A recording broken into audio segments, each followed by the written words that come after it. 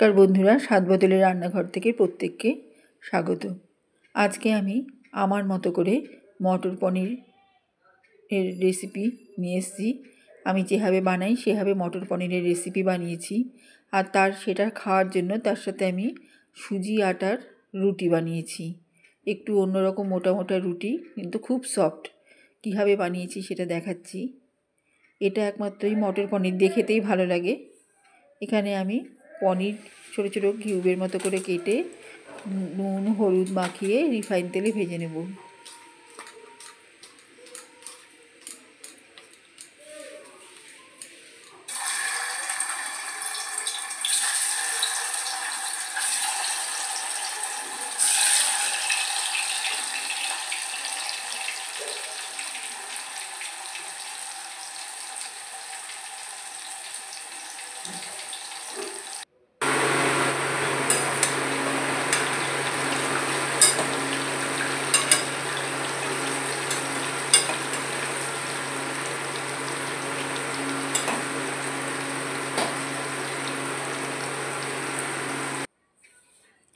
এইভাবে লাল লাল হয়ে গেলে পনিরগুলো তুলে নেব। ওই তেলের মধ্যেই আমি স্লাইস করে নুন হলুদ মাখিয়ে রাখা কাঁচা আলু দিয়ে দিলাম।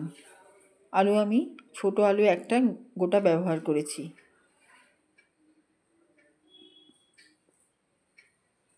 এখানে আমি জিরার গুঁড়ো, লঙ্কার গুঁড়ো, গোটা গরম মশলা, হলুদ গুঁড়ো, কাশ্মীরি লঙ্কার গুঁড়ো নিয়েছি।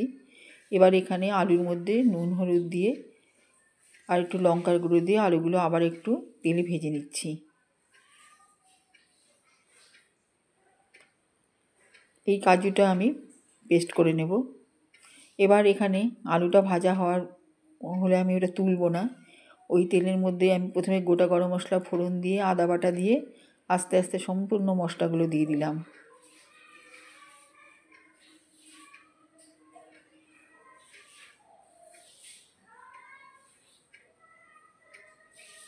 টমেটো বাটা দিলাম, কাজু বাটা দিলাম।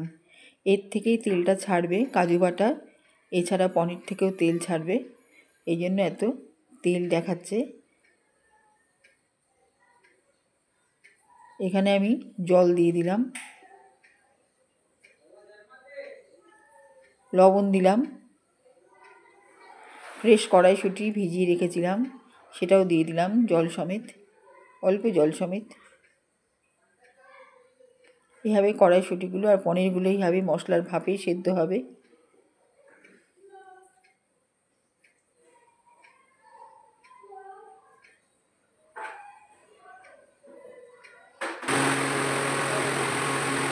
দই দিয়ে দিলাম। এরকম কালারটা এসছে দেখুন। আমি এতে অনেক রকমই মশলা ব্যবহার করলাম, কিন্তু পরিমাণে একেবারেই কম, খুব কম। আসল জিনিসের স্বাদটা যেন ছাড়িয়ে না যায়, সেটা সবসময় খেয়াল রেখেছি। একটু জল দিয়ে দইটা মিশিয়ে নিচ্ছি এই রান্নাটার সাথে।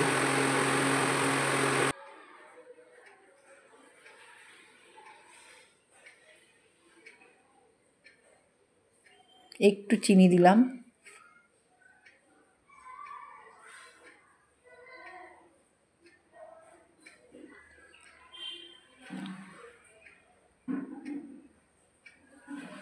এখানে আরেকটু জল দিয়ে নিলাম, কেননা জলটা টেনে যাচ্ছে মশলা কষাতে কষাতে। জল আর একটু দিলাম।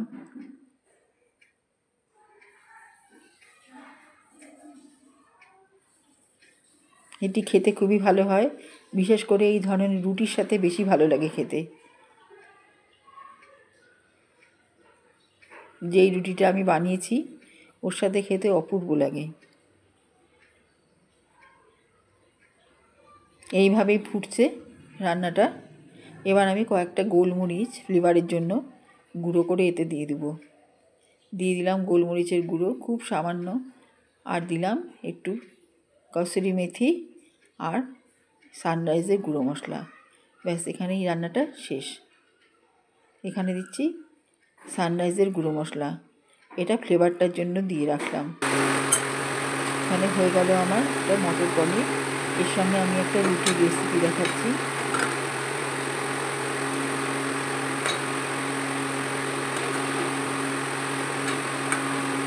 এবার আমি একটা রুটির রেসিপি দেখাবো, যার জন্য গরম জল বসিয়েছি। যার গরম জলের মধ্যে লবণ দিলাম, চিনি দিলাম,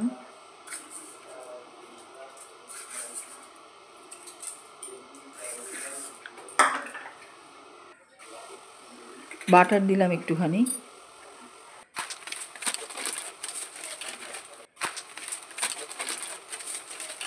এই জলটা সম্পূর্ণ দিয়েই আটাটা সিদ্ধ হবে। সুজি দিলাম, সুজিটা খুব কম, যতটা আটা তার অর্ধেকেরও অর্ধেক, তারও কম। 1 কাপ যদি আটা হয় 2 চামচা সুজি এরকম। এবার সুজি সিদ্ধ হলে আমি এক বাটির মধ্যে করে 1 বাটি আটা রেখেছিলাম, সেখানে আমার যতটুকু জলটা টেনে নিতে যতটুকু আটা লাগবে আমি দিতে থাকবো। এইভাবে জলটা সুজিটা সিদ্ধ হচ্ছে, আটাটাও সিদ্ধ হচ্ছে একসাথে। এবার আমি নেড়ে চেড়ে নিচ্ছি আটা সুজিটা এই গরম মিশ্রিত জলের মধ্যে, যার মধ্যে নুন, মিষ্টি, বাটার সব দেয়া আছে, সুজি দেয়া আছে। আমি এইভাবেই সবগুলো একসাথে মিশিয়ে এখানে একটুখানি গুঁড়ো দুধ দিয়ে দেবো। এই যে এবার গুঁড়ো দুধ দিয়ে দিলাম, দিয়ে এবার আমি খুব ভালো করে এটাকে ডো পাকিয়ে নেব।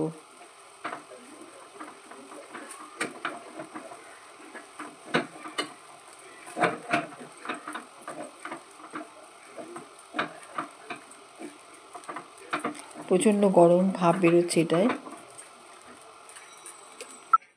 এবার আমি থালাতে ঢেলে এটাকে ডো বানিয়ে নিচ্ছি। একটু লেগে লেগে যাচ্ছে। এবার শুকনো আটা মিশিয়ে আমি এটাকে একটু ড্রাই করে নিচ্ছি, নিয়ে গুলি করে ছোট ছোট রুটি করব।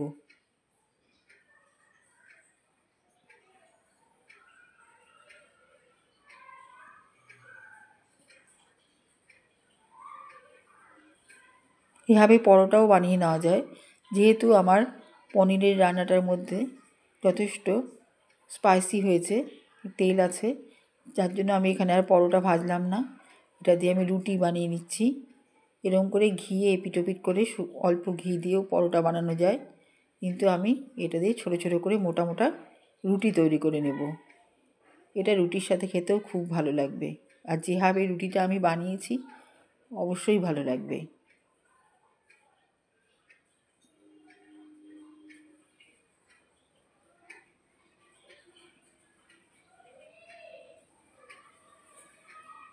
এইভাবে আমি একে একে রুটিগুলো বেলে নিচ্ছি।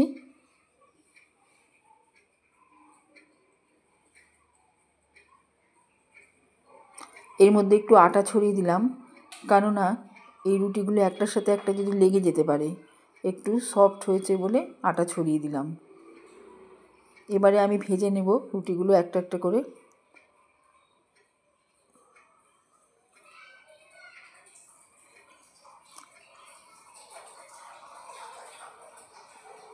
পরপর কটা রুটি দিয়ে আমি ভেজে নেব।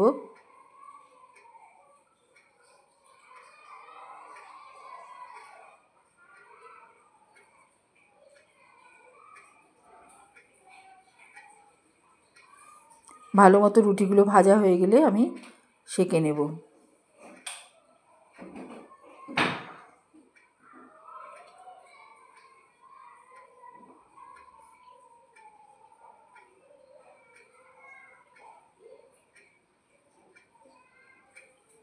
রুটিগুলো আমি খুব ছোট ছোট সাইজ করে বানিয়েছি, কারণ এই বড় রুটি হলে খুব একটা ভালো লাগবে না।